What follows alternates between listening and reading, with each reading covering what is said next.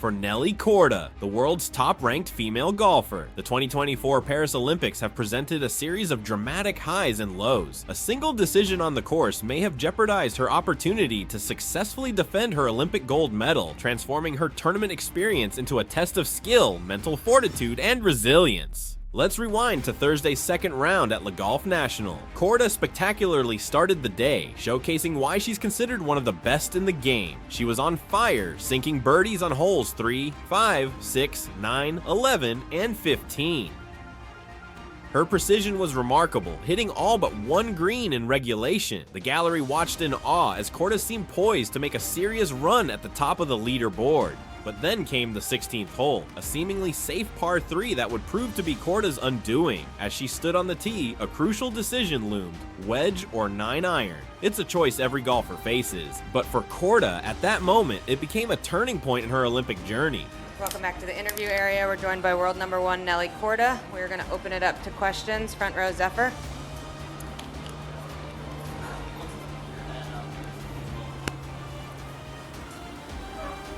I mean, not a lot of positive thoughts, honestly. Honestly, I just didn't play well today. I didn't hit it good. I found myself in the rough a lot, and making a 10 on a par 3 will definitely not do any good at a U.S. Open. So, started off really poorly, but played pretty well on the back 9. But overall, yeah, just a bad day in the office. And then Doug. Nelly, could you take us through your club selection on the 12th hole, and was it difficult trying to figure out what to hit?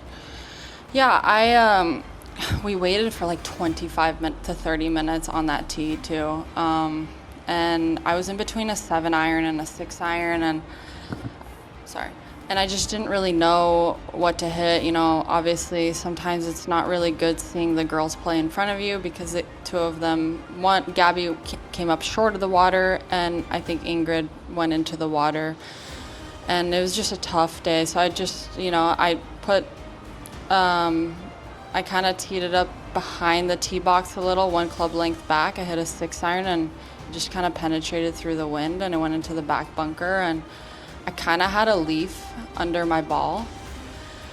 So when I hit it, it just kind of rocketed through. Couldn't really do anything about that. And just hit some really bad chips over and over again. Last one here, Doug in the center. Nelly, when you came off 12, was there any party that tried to maybe either reset or set a goal for the rest of the 15 holes you were going to play and have an objective for the end of it? Yeah, I mean, I just didn't really want to shoot 80, and I just kept making bogeys. But you know what? My last 2 rounds in the U.S. Women's Open have not been good. I ended Sunday at Pebble, I think, shooting 81, and then today I shot 80. I'm human. I'm going to have bad days. I played some really solid golf up to this point, and today was just a bad day. That's all I can say. Appreciate the time, Nelly. Thanks. Thank you.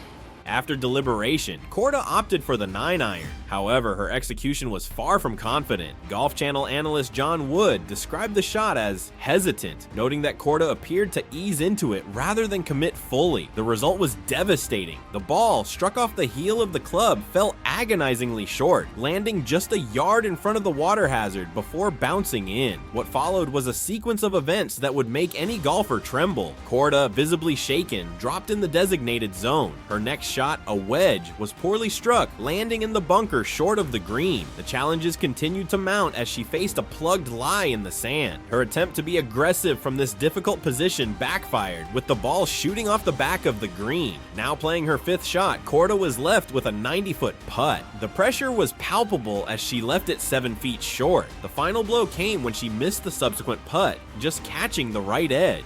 A quadruple bogey 7 was the result. But the nightmare wasn't over. On the very next hole, the par 4 17th, Korda's putting woes continued. A 3-putt from 21 feet added another bogey to her card. In the span of 2 holes, Korda had gone from being in contention to falling 7 shots behind the leader. Golf Channel analysts were stunned by the turn of events. John Wood emphasized the importance of commitment when making last-minute club changes, stating, "So important when you make those last-minute club changes to really commit yourself to it. Get that other one completely out of your head and convince yourself this is the right one." Fellow analyst Morgan Pressel added, "I always say you want to be committed to the wrong club than not committed at all." Korda managed to finish the round with a birdie on the par 5 18th. However, the damage had been done. Her final score for the day was a 2 under 70, a respectable score under normal circumstances, but one that left her 6 shots back and tied for 12th place. As Friday's third round dawned, Korda faced an uphill battle, teeing off at 5:55 a.m. ET, paired with Wei Ling Shu of Chinese Taipei and Diksha Dagar of India. She knew she needed a stellar performance to climb back into contention. The front 9 of round 3 proved to be a mixed bag for Korda. She stumbled early with a bogey on the first hole, mirroring her start from the previous day. However, she showcased her championship medal by rallying with 3 birdies in the last 4 holes of the front 9.